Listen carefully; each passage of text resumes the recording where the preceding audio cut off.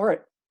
Thanks everybody for joining tonight. I wanted to kind of follow up with some of the penalty enforcement stuff that we talked about probably 5 or 6 weeks ago now, because everybody's been really great about jumping in and presenting. And again, I'm going to put the call out to everybody who hasn't had that opportunity but wants to take a shot. I think this is a great group to present to. Pretty judgment-free zone at this point as it relates to presentation. So I'd encourage you strongly to do that if you haven't already. But I'm going to roll into some advanced penalty enforcement stuff. So the topics for today, we're going to talk about fouls on tries and in extra periods, including the rule change. And for those of you who aren't in the CFO, on the CFO site, I did upload that video to YouTube. I'll send the link out later for the rule change video that just came out today. We'll talk a little bit about illegal touching of kicks and its impact on penalty enforcement.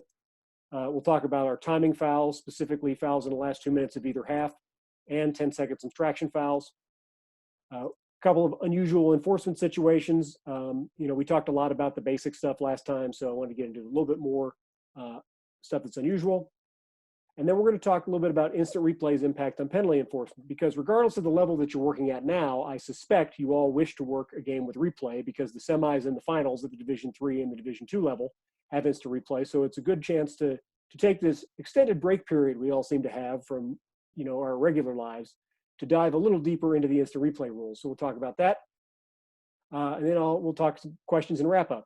But first, since I mentioned in the email, I am not above stealing good ideas. Launch the Kahoot app or go to kahoot.it in your browser, and that is our game code. So go ahead and enter that game code. I will wait. I will not sing lobby music for you as we wait.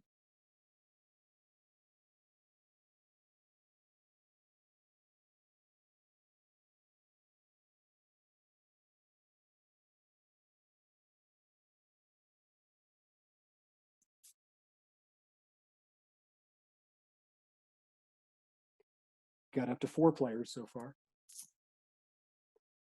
Cool, whoever put that in, but I think I can take a stab as to who that is.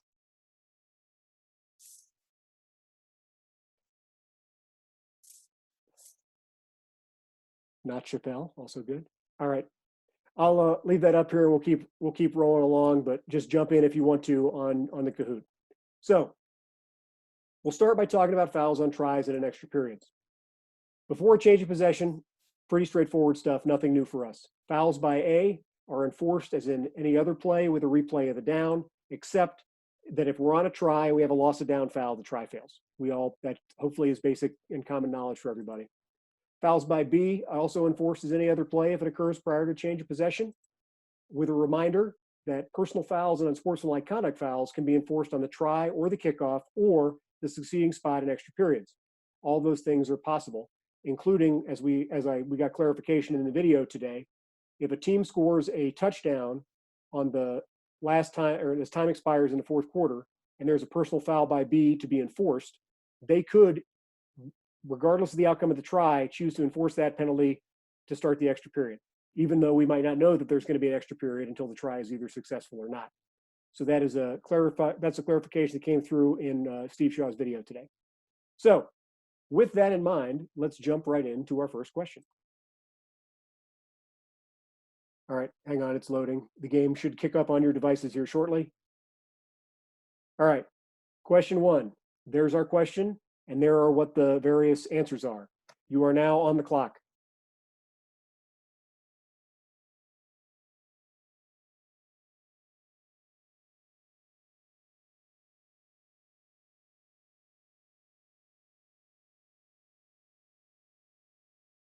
Three, two, one. All right. So during a try from B's 3, A7 runs to B's 2, retreats to B7, and throws a pass to A88, who catches the ball in B's end zone. We all know that the try fails because it's an illegal forward pass, and we kick off from A's 35. Question number 2. During a try from B's 3, A22 takes the handoff and runs through the B gap on the right side of the formation and crosses B's goal line. A74 is flagged for offensive holding at B's 1. Forgot I have an extra click through, my bad. You're now on the clock.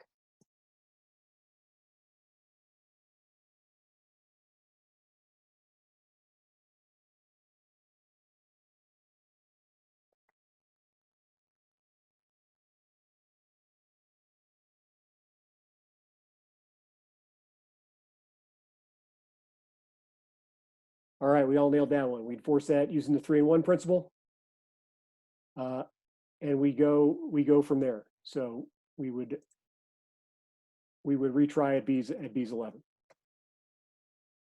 Question number 3. During a try from B's 3, B9 intercepts A7's pass and returns it to B's 15, where he's tackled. B79 was flagged for offside at the snap. You're on the clock.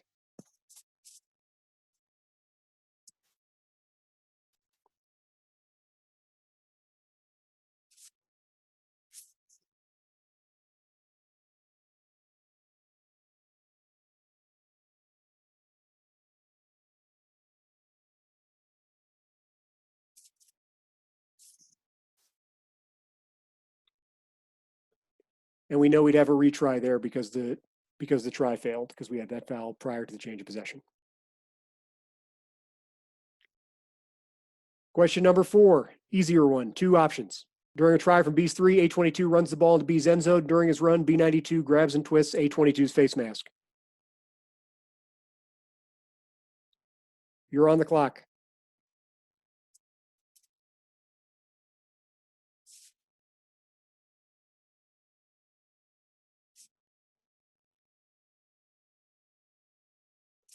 And we know, as we discussed previously, that we can take that personal foul on the succeeding spot, and A can accept that penalty. So, like I said, easy stuff. We got all the easy ones out of the way, and we can roll into a little bit more of the complicated components. So fouls after a change of possession.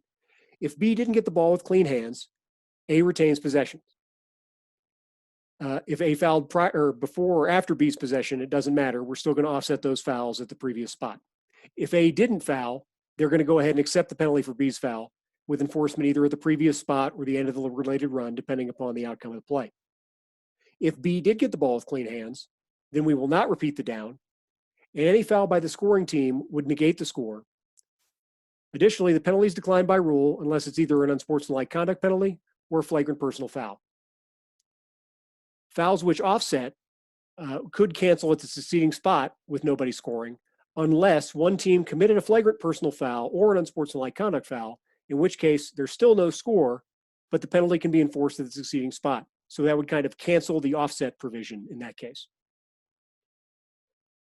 Everybody good? Everybody good so far? Any questions? All right, good, because I got some more questions. Question 4. During a try from B's 3, or question, yeah, it should be question 5. Sorry, question 5. During a try from B's 3, A7's pass is intercepted by B6 in B's end zone. He throws a pass to B7, who catches the ball at B's 1 and runs it into A's end zone. You're on the clock for answers.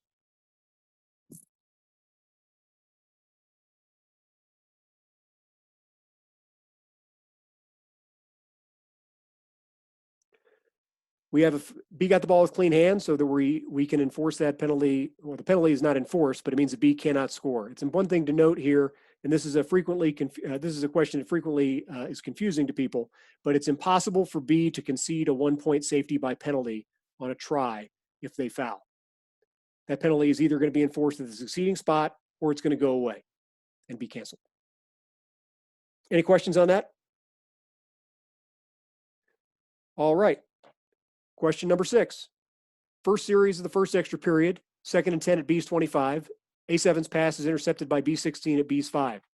During the return, B75 is flagged for a blindside block at B's 20. B16 fumbles the ball at B's 30, and the fumble is recovered by A17, who returns the fumble to B's 5. Trying to make sure everybody gets plenty of time to answer these questions. So you're on the clock now.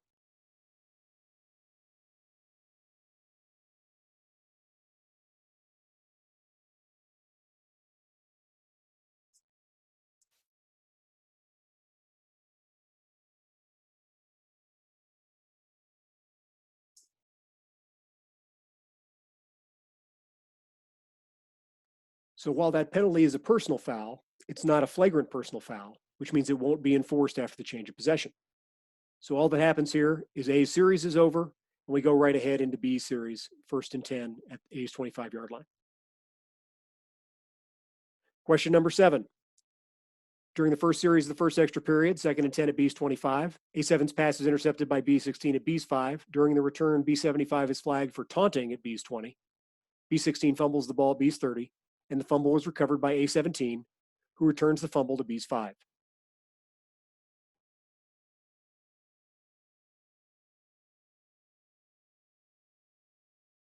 You're on the clock.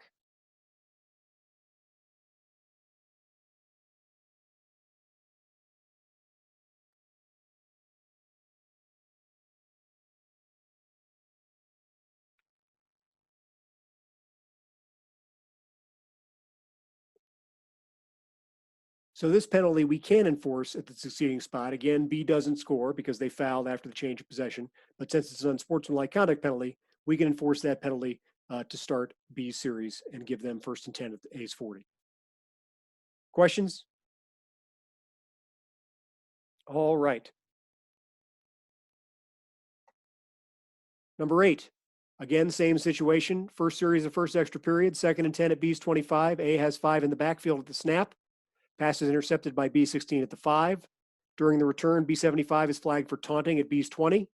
Again, he fumbles at the 30, recovered by A17, who returns the ball to the 5.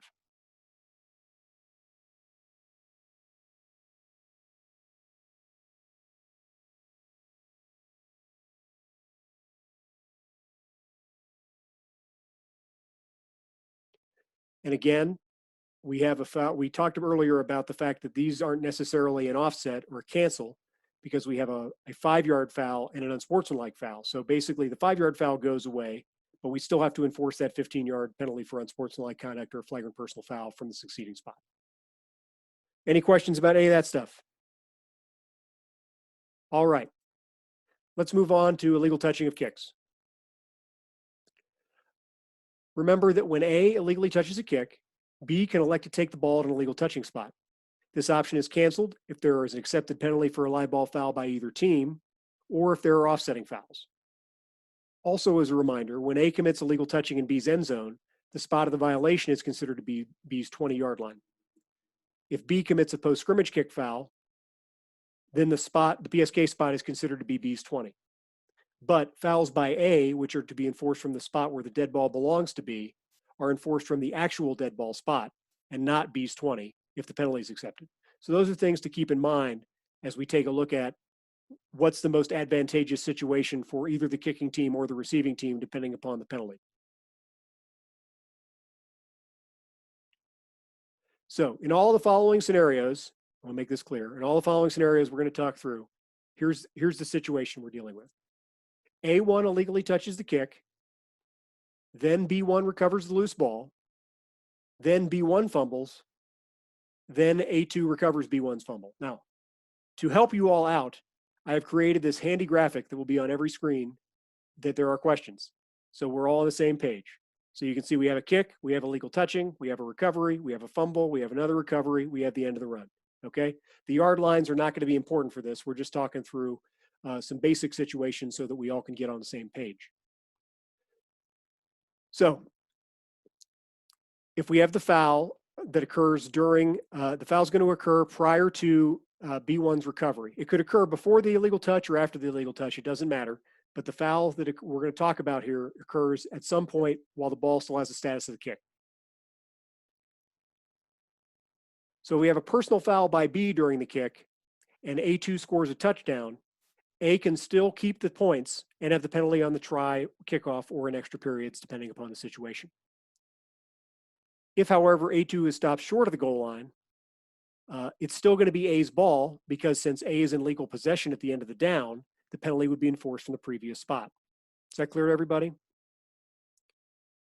If we have just a run-of-the-mill holding foul or something like that by B and A2 scores a touchdown, the penalty ends up being declined by rule because A scored a touchdown, which means the ball goes to B at the illegal touching spot.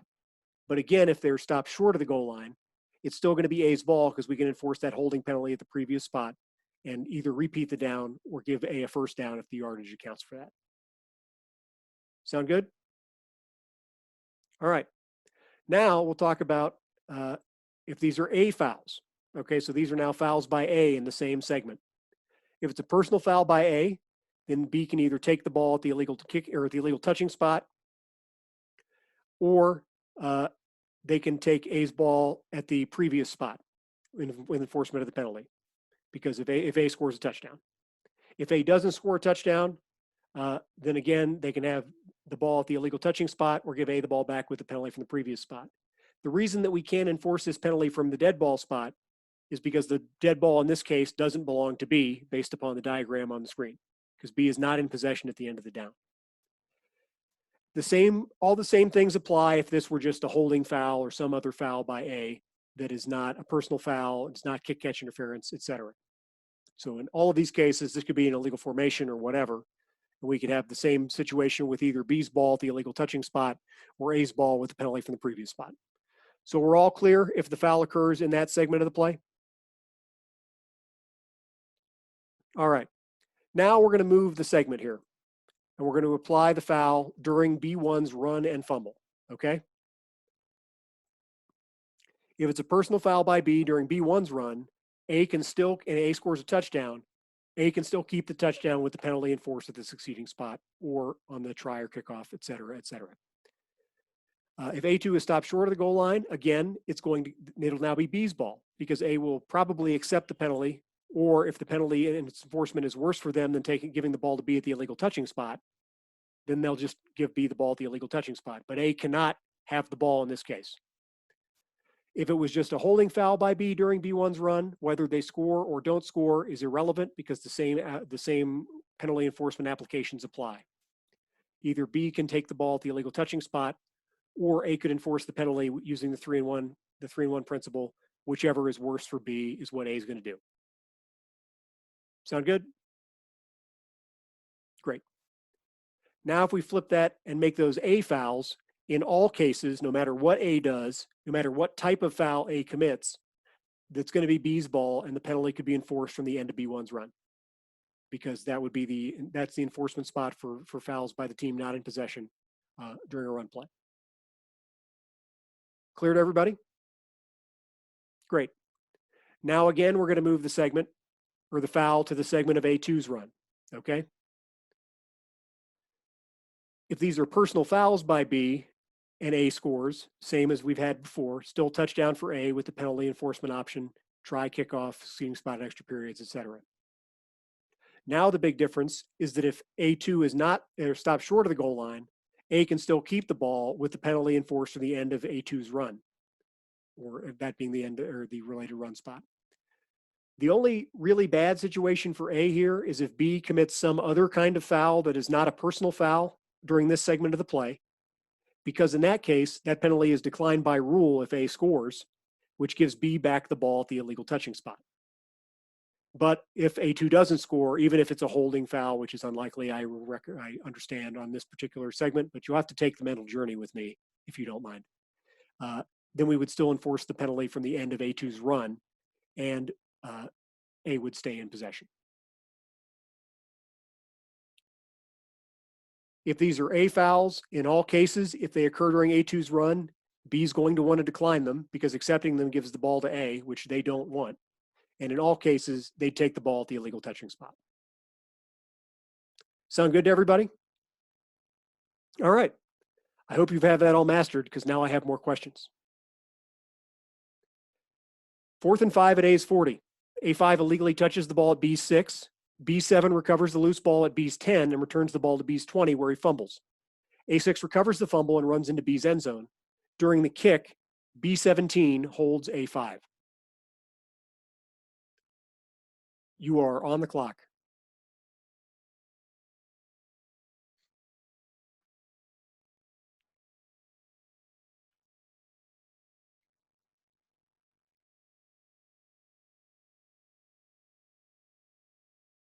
Three seconds.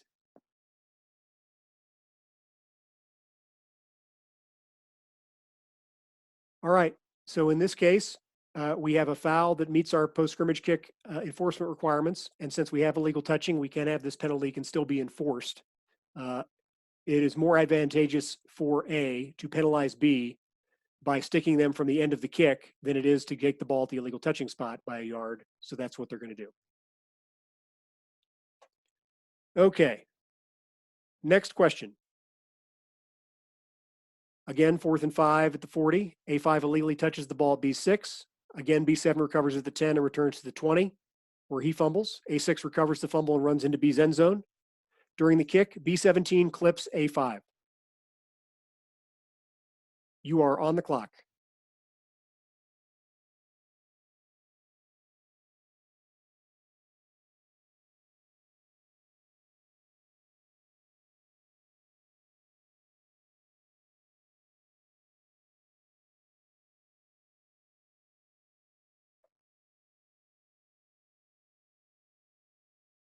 As we discussed, this is a personal foul by B, so that penalty can be enforced at the succeeding spot and A can keep the touchdown. So we simply do that and move on from the game. Even though it seems odd, the rules are very clear that a personal foul or a unsportsmanlike conduct penalty by the opponent of the scoring team can be enforced on the succeeding spot, try, kickoff, extra periods. So that is kind of an exception to the clean hands rule for what we're used to in most cases. Question number 11, still 4th and 5, still a legal touch at the 6, still a recovery at the 10, still a fumble at the 20. A6 recovers the fumble and runs into B's end zone. During B7's run, A5 trips B5.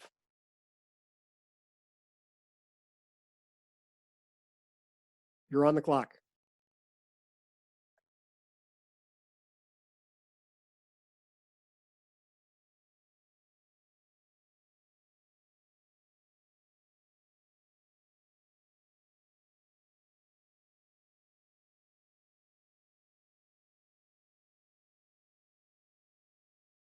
In this case, we would take that, A or B is going to want to take that penalty because enforcement of that penalty is from the end of B7's run, which would move the ball from the 20 to the 35. So all clear on the illegal touching stuff? All right, let's move on to timing. So remember, fouls in the last 2 minutes of either half. If the clock is stopped to complete a penalty by a team ahead in the score or by either team in a tie game, the offended team has the option to start the clock on the snap if it would have otherwise started on the ready for play. Those are things to keep in mind. Additionally, there's no option to start the clock there's no option to start a clock that will start on the snap on the ready for play. So this only works to stop a clock that would otherwise run and doesn't work in the other direction. For the 10-second subtraction, we need a running clock in less than 1 minute in either half, and any of the following fouls to occur. A foul that prevents the snap, like a false start, encroachment, offside with contact, etc., intentional grounding, incomplete illegal forward pass, illegal backward pass, any other foul committed with the intent of stopping the clock, or that has the effect of stopping the clock immediately, something like an unsportsmanlike conduct or a unnecessary roughness or something after the ball's become dead that would cause the clock to stop. It's also worth noting that, as you are all math majors, since 1 minute is less than 2 minutes, all the rules that pertain to fouls in the last 2 minutes apply to all fouls in the last minute if they don't also fall into the 10-second subtraction category. For example, if the team in the lead holds with 45 seconds remaining and the clock would have otherwise started on the ready for play, the trailing team could still elect to start the clock on the snap. So don't think that it's either foul in the last 2 minutes or a 10-second subtraction situation. We could be in a regular run-of-the-mill situation with a foul in the last minute that causes that we stop the clock for at the end of the play that is not a 10-second subtraction, but could ultimately result in us having to give the team the option to stop the clock until the next snap. Additionally, there are some other non-foul circumstances here to think of. They include injuries, helmets off, and replay runoff. Now, the replay runoff rule basically says that if a review results in the on-field ruling being reversed, and the correct ruling would not have stopped the game clock, we reset the clock to the time the ball should have been declared dead by replay, and then subtract 10 seconds from the game clock and start the clock on the ready for play. Again, teams in all of these cases, whether it's anything that falls in the 10-second subtraction category, could take a timeout to avoid a runoff if the runoff was not declined. Note that the runoff has no option to be declined in a replay situation, but either team could take a timeout to avoid the replay runoff. All right, I have a couple of fouls with announcements that I hope you guys can hear when I click through them, just to get us all on the same page with these types of fouls. So here's a pretty standard one, false start with the runoff avoided with a timeout. Can you hear that? C.J. Wilson comes in at running back. And the Jackrabbits jump. Aaron Johnson. False start. Offense. Number 71. 5-yard penalty. Second down. South Dakota State has elected to take a timeout to avoid a 10-second runoff. This is their second of the half. A 30-second timeout. I had to clip that just to get the whole announcement in because it was just so good. Wasn't it, Dave? I thought that was a really good announcement. Excellent. They should promote that guy. All right. Another play. Here we have a situation with a false start that does end up got to get rid of the ball quick. And movement up front. Illinois flinching along that offensive line. False start. Offense, number 63. It's a 5-yard penalty, remains first down. Since the clock was running under a minute, this also qualifies for a 10-second runoff.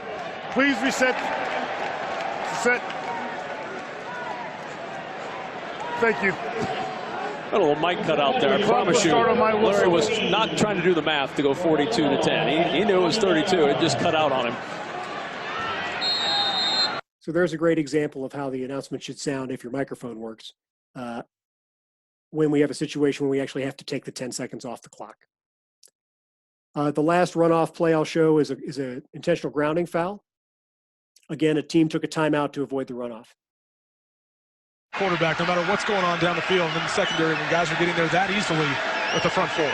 3rd and 23 is the time winding down. Jackson will just get rid of it on that one. Did throw a flag right at the end there. The flag is sitting at the feet of referee Larry Smith. Intentional grounding. Offense, number 14. Spot foul. Loss of down. 4th down.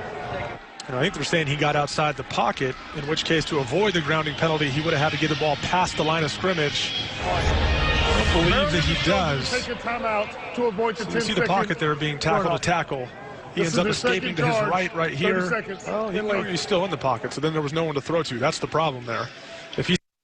All right, so pretty straightforward situations where we have to be thinking if we're an official that is not the referee especially, and we're in front of a coach, we need to be mindful of us being in a 10-second runoff situation and trying to get information to the referee as quickly as possible. You know, does my team want the subtraction? Then I might probably looking at my referee, giving him one of these if they want the runoff. Is my team could be potential victim of the runoff and they just want the timeout? Whatever we can communicate, whether that's with signals or on the O2Os, to our referees most effectively is the best way to go. Jeremy, do you have any preferences from your guys when you have a 10-second runoff situation that you want to see? The biggest thing that I ask our group when it comes to 10-second runoff situations is to designate a person on our crew to come to me and remind me that we have a 10-second runoff situation.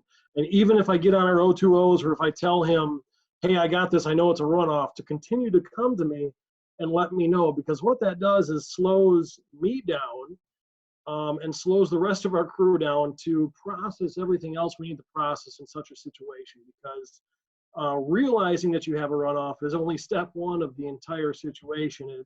And we have to understand that our deep wing officials or our line of scrimmage officials have several things to ask each coach on how to handle that situation. So while one sideline is asking whether or not they want to both accept the foul or decline the foul and accept or decline the runoff, the other sideline needs to ask the coach if they want the timeout or if they do not want the timeout.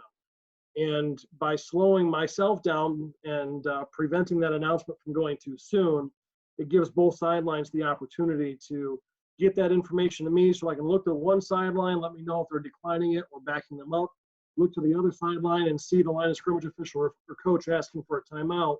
That gives me all the information I need to go straight in and get in and out of that enforcement with one single announcement. Thanks a lot, JV. Appreciate that. All right, back into some more questions. So fire up those cahoots. 3rd and 5 at B's 25, 45 seconds in the second quarter. A3 runs to B's 23, returns to B's 27, and throws a pass to A88, who's standing in B's end zone. The ball is tipped into the air by B8 and lands incomplete with 32 seconds remaining. You are on the clock.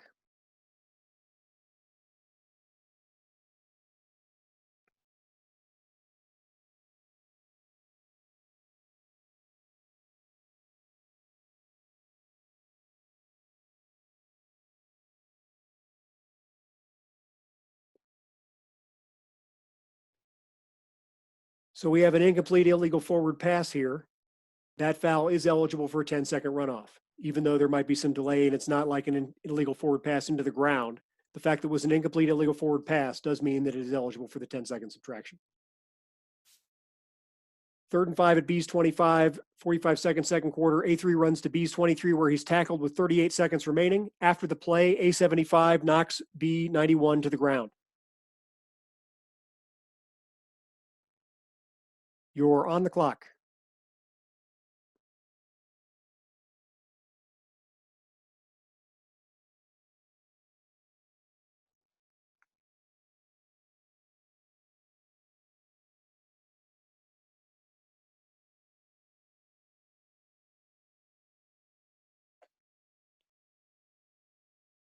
This foul is also eligible for the 10-second runoff because we have a foul that's the clock was not stopped at the end of this play. He only got 2 yards. He needed 5, so the clock continued to run.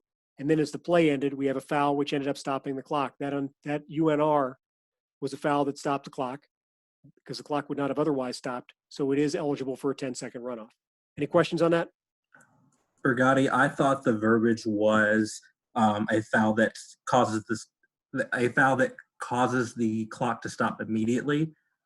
So many of our dead ball fouls that occur at the snap, whether it be false start or an encroachment, those type of fouls would be more in line with what causes the clock to stop. Sure, but I would note here on this play that the clock did not stop and would not have stopped if not for this foul.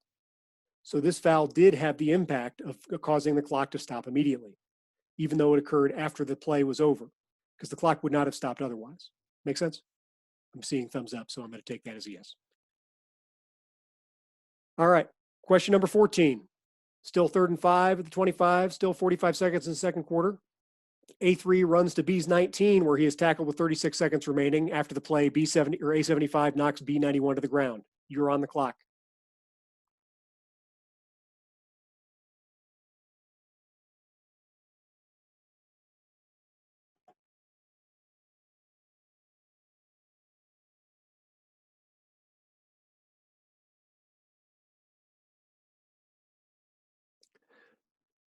So, Gerard, to put this as a counterpoint to your last question, we have a situation where we already stopped the clock for the first down.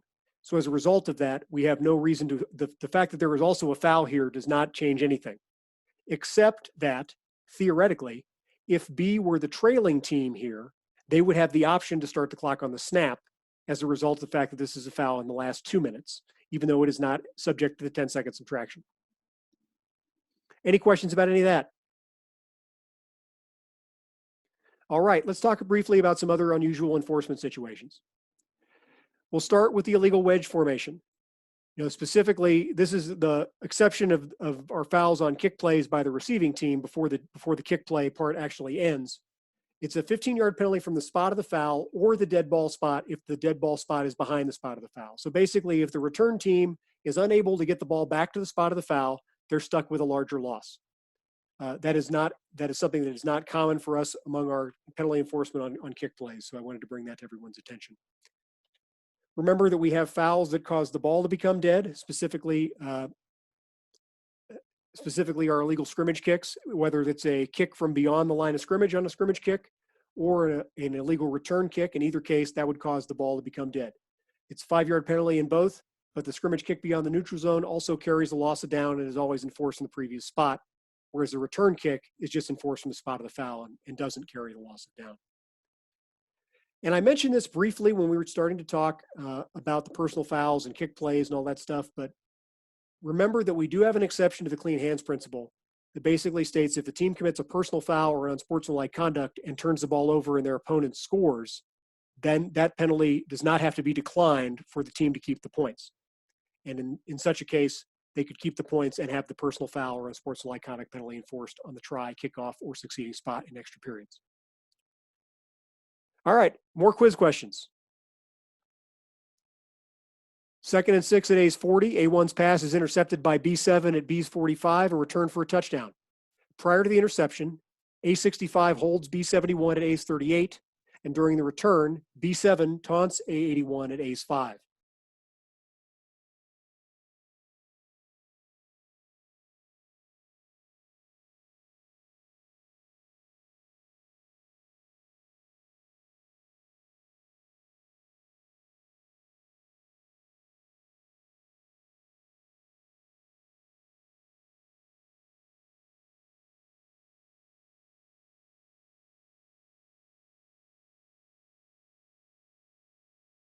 Yep.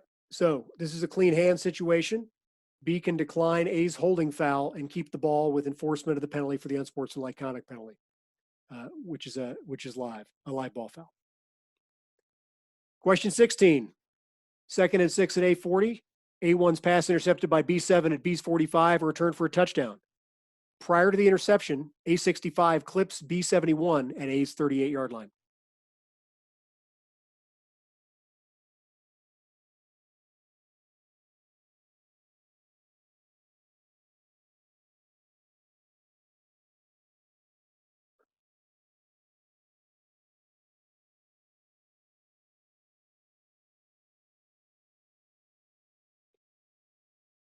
So as I mentioned before, this is one of our kind of exceptions to the clean hands principle. Because B scored a touchdown and the clipping is a personal foul penalty, B can keep the touchdown and have the clip enforced on the try or from the succeeding spot. All good with that? Great. All right, so let's talk a little bit about instant replay's impact on penalty enforcement. There is a specific list of fouls in the rule book that replay can create on its own. They include illegal forward pass or illegal forward handoff beyond the line of scrimmage or after a change of possession. And that would include if the on-field ruling of an initial backward pass is reversed, and so a second pass that was forward is now an illegal forward pass because the first pass that was ruled backward is forward. Also, if a player is beyond the neutral zone when he's kicking the ball, if there's blocking on a free kick prior to A being eligible to touch the ball, it's worth noting here that for the purposes of competitive effect, if B is in possession at the end of the down, replay will not stop the game to review this unless a coach challenges. Because B's already got the ball in that case. So they'll only review that if the coach challenges. If there are more than 11 players on the field for either team during a live ball, if there's illegal touching of a forward pass by an originally eligible receiver who's gone out of bounds, but by philosophy, instant replay will not rule on illegal touching if there is any contact between offensive and defensive players and the receiver then goes out of bounds. It happened in a Nebraska game a couple years ago. There was kind of a controversial call, I don't remember how many years ago, about something like that. If there's an out of bounds player who touches a free kick that had not been touched in bounds, and also for a clear and obvious targeting foul that was not called on the field. Here are a couple of questions about that stuff. Any questions about this list, first of all? All right. A free kick at A's 35. As A7's onside kick is bouncing at A's 43, A14 initiates a block against B17 at A's 46. The kick is recovered by B16 at A's 47. No flag is thrown for A14's block.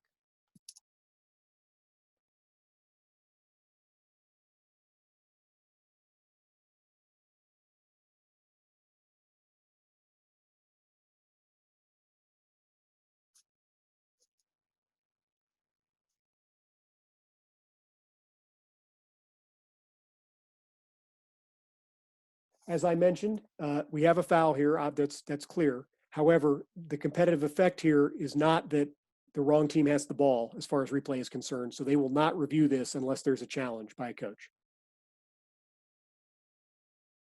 Number 18. 3rd and 6 at B's 40. A14 goes out of bounds on his own and returns at B's 30, where he's the first to touch the pass.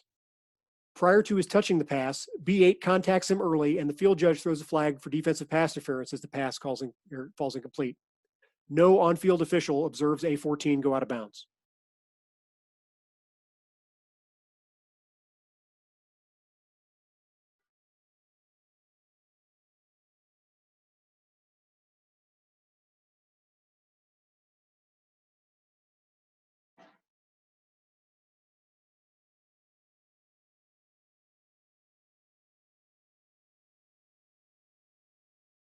So in this case, replay is going to get involved and create a foul for illegal touching.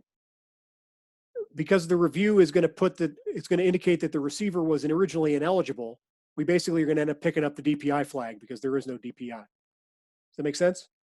So we don't have an offset here. We just have a flag pickup for DPI because we can't have DPI against an ineligible receiver. Here are a couple of situations. Here's a couple situations with replay as it relates to fouls.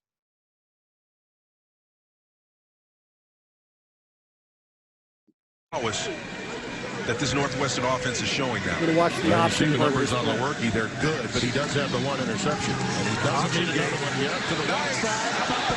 It was there. You called it. Game time. First down. Weston Bridges. And Coach that was obviously a backward pass on the field. Off about it. Yesterday they ran option. I know you got visions. I think they may be reviewing. Previous play is under further review. Whether that pitch was forward or, in fact, a lateral. That's what they're looking at. And Dean Blandino's got a good look at it as well back in L.A. Yeah, and even though it is an option, if the quarterback is beyond the line of scrimmage, he can't throw a forward pass. Right. It's the spot of first release to where it's first touch. So if you look, it looks like the ball's released just beyond the 38 and touched at the 39. This looks like a forward pass. Yeah, that's where he catches it. After review, the quarterback threw a forward pass at the 38-yard line, illegally beyond the line of scrimmage. Yeah, that's a call for an illegal forward pass will be enforced 5 yards with a loss of down, bringing up second down. You know, we can argue semantics all we want, but Spencer, Dean's point, and as I saw the replay, I concurred. It is about where it's released and where it's caught, right, Dino? So you can see on that play on the option, that looks like a run-of-the-mill option play because certainly the initial direction for the quarterback was to be thrown backward. But we don't care about initial direction. We care about point to point. And it was released at the 38-yard line and first touched closer to the 39 or 40-yard line or thereabouts. I don't recall off the top of my head, but you understand what I'm saying.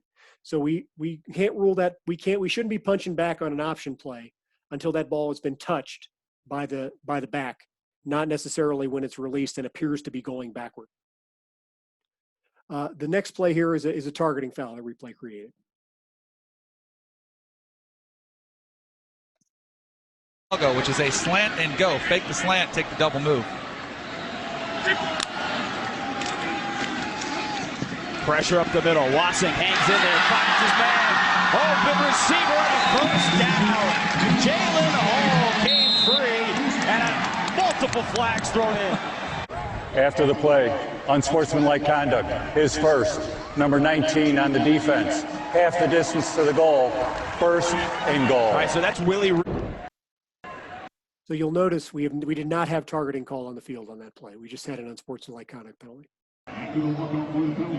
Here's the previous play that's in doubt. See the completion, first down, head up tackle. Makes see if the there's tackle. any extracurricular. The previous play is under review for potential targeting. Head is coming down. After review, it was determined that number 19 on the defense lowered his head and used his crown to attack the runner. By rule, that is targeting. That is half the distance to the goal from the end of the run, which will be added to the dead ball foul for the unsportsmanlike conduct. It will still be first and goal. Number 19 is disqualified from further participation in the game. It was the first. So, we didn't have a foul called for targeting on the field. We had an unsportsmanlike conduct penalty called, but replay could go in and create targeting. Questions about any of that? Nick, if I could add one more thing. Sure.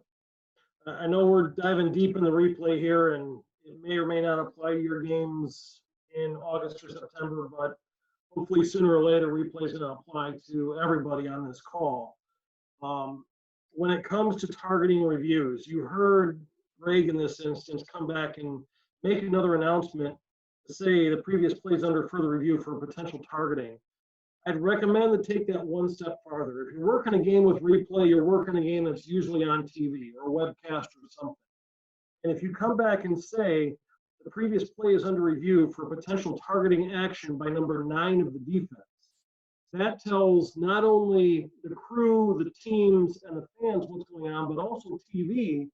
And it will allow them in their truck to try to isolate wherever number 9 may be and get those shots up to the booth.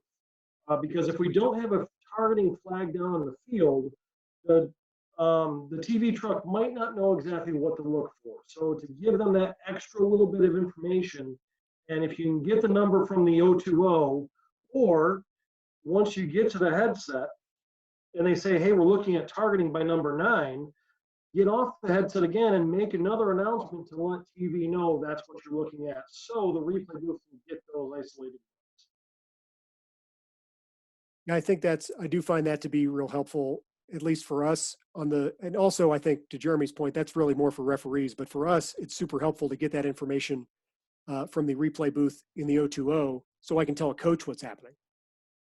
Because sometimes when we stop the game and we don't know why, it's tough to answer questions from coaches because then we have to start asking around for what's going on. And by the time the referee goes and puts his headset on, the replay guys in the booth and the communicator and the replay official aren't going to talk to us anymore. They're only going to talk to the referee.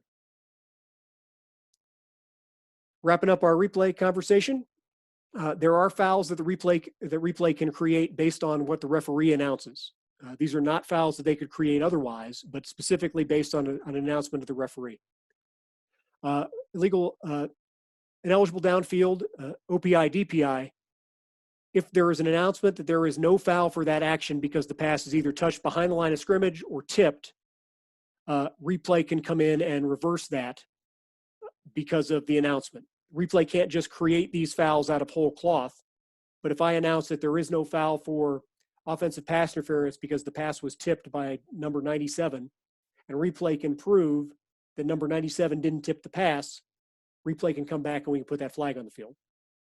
But replay can't just go, ooh, side judge really missed that pass interference call and put a flag on it. Hey, Nick, a question on that. So I don't work at a level with replay, but this gives me, makes me think through a scenario. So say you're a line of scrimmage official who sees an umpire give a tip signal and you hold an OPA flag because you've seen an umpire give a tip signal. That's a lot to see all at once. But again, sort of, follow the hypothetical here. That means if the umpire is wrong on that tip signal, we've swallowed a flag thinking we have information, and we're never going to know otherwise until we get our review after the game. So is there any philosophy in a conference with replay to throw that flag in any event so we can look at it? So it's not necessarily about throwing the flag, but it would be my responsibility as the line of scrimmage official to tell my referee, hey, I did not call offensive pass interference against number 81 because we had a tipped pass. Mm-hmm. And then it is his responsibility to turn the microphone on, announce it, and let everybody know that. And if there is any breakdown in that communication, then yeah, we're not going to get this because replay can't come in and tell us that. Does that make sense? Yep. Yeah, it's like if I just don't throw the flag and don't tell the referee why, then yeah, we got to live with that. It's also worth noting that if we put a flag down for one of these reasons, replay could come in and take us off of the foul if they could prove a touching or a tipped pass. If they can see that if I maybe throw the flag and we don't have a tip pass signal by the umpire, but the ball was tipped by the defense, then replay could come in and say, hey, we don't have OPI here, the pass was tipped. And then the referee would make that announcement that there is no foul for offensive pass interference. The pass was tipped at the line of scrimmage, it's second down and whatever, et cetera, et cetera, et cetera. Roughing and running into the kicker. If the announcement indicates that there's no foul due to the kick being touched or blocked near the kicker, if replay can prove that the kick was not touched or blocked, we can put the flag down. But again, only if the referee announces that that's the reason that we don't have one of these fouls. And then intentional grounding. If announcement indicates that there is no foul due to a fumble. It's also important to note that replay can specifically review the spot of called intentional grounding if it's close to the goal line and the safety hangs in the balance. But that's really the only foul that replay can come in and fix the spot of the foul officially. They could unofficially tell us over the 020 system that, hey, your flag's in the wrong spot or whatever. But otherwise, if we get a spot wrong, replay can't come over the official channels and do that. Does that make sense to everybody? So if it could be a safety, replay can review the spot of the grounding. If the safety is not involved, maybe it happens at the 8-yard line, The replay is not going to get involved if we just miss the spot. All right. Question number 19. 2nd and 11 at B16 as A11 scrambles in the backfield. Multiple ineligible linemen drift 4 or more yards downfield. A11 completes a pass at the to A24 at B's 15, who runs to B's 4. After the umpire's flag is picked up, the referee announces that there is no foul for ineligible downfield because the pass was caught behind the line of scrimmage.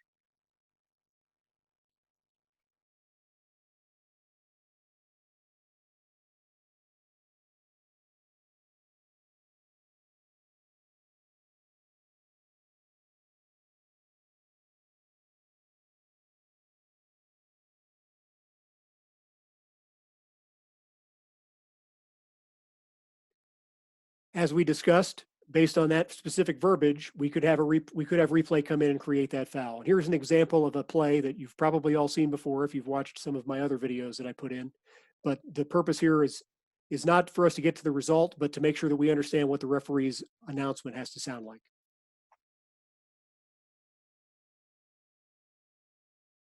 That they beat. But just getting that first FBS win in nearly 2 years, 659 days, and now a chance up 3 touchdowns to go to the MAC title game. Lazaro thought about running, decides to throw it. Pimpleton was there for the catch and run. It's a first down pickup. There's a flag down, though. As it stands, it's a 13-yard gain in a first down. Let's see the There call. is no foul for an eligible player downfield. The pass was caught behind the line of scrimmage. 2nd down. There we go. 1st and goal. So I'd love to tell you that replay paged us and we fixed that, but they did not. But, you know, I acknowledge, you know, I'm not worried about the screw up particularly. We know we screwed it up. The graders certainly know we screwed it up. But the important thing here is that the announcement specifically by Kurt gave the replay a chance to get involved, look in, go, oh no, that pass was actually caught beyond the line of scrimmage. And we should have a flag down for illegal, or we should have kept that flag on the field for IDP. JV?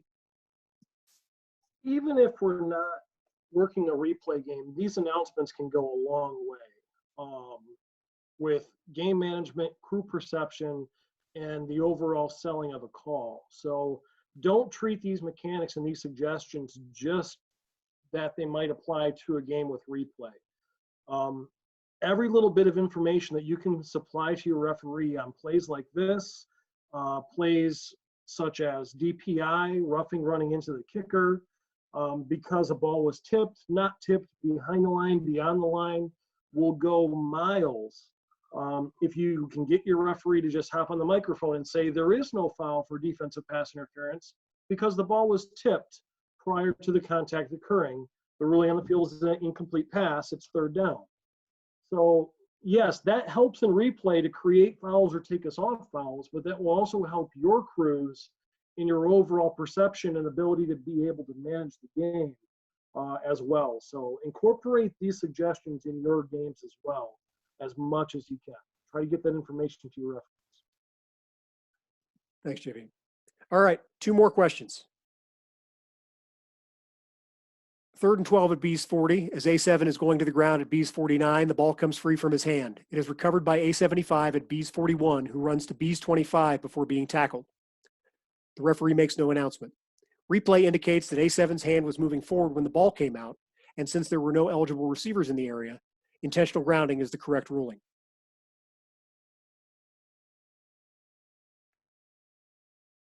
Sorry, a little slow in pressing the button, but you're on the clock.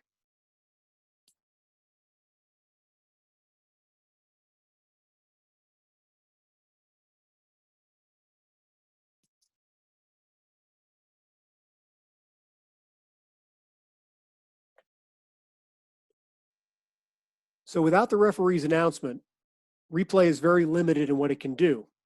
They can still make this an incomplete pass, which is the correct ruling, but they can't create the intentional grounding foul because the referee didn't make an announcement that that is the reason that there wasn't an intentional grounding foul. I probably would point out, and I don't have any specific data to back this up, but anecdotally, this is probably the one in which we're going to miss a foul the most because it's very unlikely that a referee was considering intentional grounding if they ruled fumble. Or if, and I as a line of scrimmage official am probably watching this guy get rid of the ball, see that the referee's ruled a fumble, and just roll with the play. And I'm not going to go to the referee and go, hey, that would have been grounding if that was a pass. Like, that's probably not a thing that that it's going through my mind, but it probably is something that should be going through our minds so that we could potentially come back and create the foul here. All right, last question. 4th and 4 at A's 35 as A8 punts the ball, B97 crashes into him. The referee gives the tip signal to indicate that B97 contacted the ball. B19 fair catches the kick, which came out wobbly off of A8's foot at B's 45. The referee announces that there is no foul for roughing the kicker since the kick was touched. Replays indicate that the ball was not touched by B.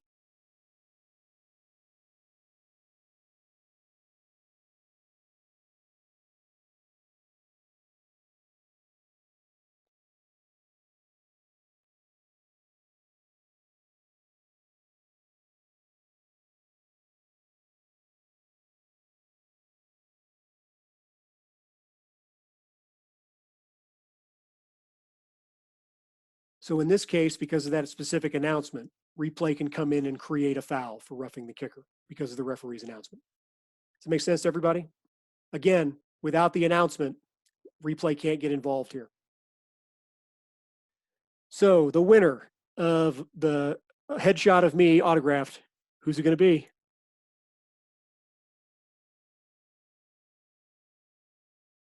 Rick in 3rd place. AJ in 2nd place.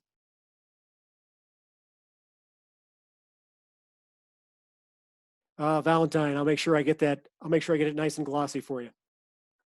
Oh, what? You don't want to read my nickname? No, and I don't have to. I think you should post it on the screen. I could, but it's on my iPad, so I actually can't. Give us post that it on screen share.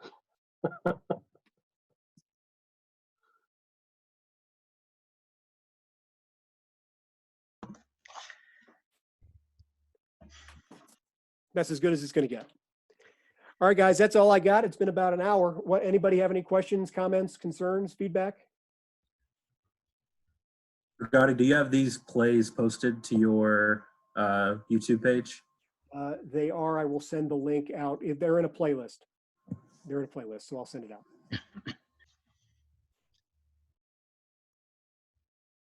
Maybe we'll find some time later in the summer to get a little bit more in depth on replay. I know we kind of stayed on the focus and fouls, but I do think, again, to our point earlier, I think it's beneficial to at least understand the replay stuff, so that as you get to hopefully a semi or a final, if you're as good as Joe Wise, you can work a game, you work a replay game and know what you're getting into. 2 things before I got to jump off to another Zoom. We got a referee meeting tonight as well, Nick. 2 pet peeves with advanced penalty enforcement that seem to plague us every year. Number 1, and we covered both of these today. The illegal wedge foul is not an unsportsmanlike conduct foul, even though that's the signal we make. That signal also stands for non-contact foul, which is what that is. So if we have a wedge foul, we're not going to be throwing anyone out. We're not going to be tacking anything on. There's a specific penalty enforcement, a specific spot, and a specific signal for wedge or illegal wedge fouls. It just happens to be the same thing or the same signal we make for UNS. The second thing, illegal touching. Often that gets confused with the incomplete pass ruling because the penalty for an illegal touching by an originally eligible receiver is the same as if it was just an incomplete pass. It is a foul for illegally touching the ball as an originally eligible receiver.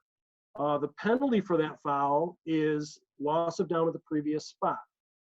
Often we see signals incorrectly just making the incomplete pass signal after dropping their hat and having that receiver be first to touch the ball.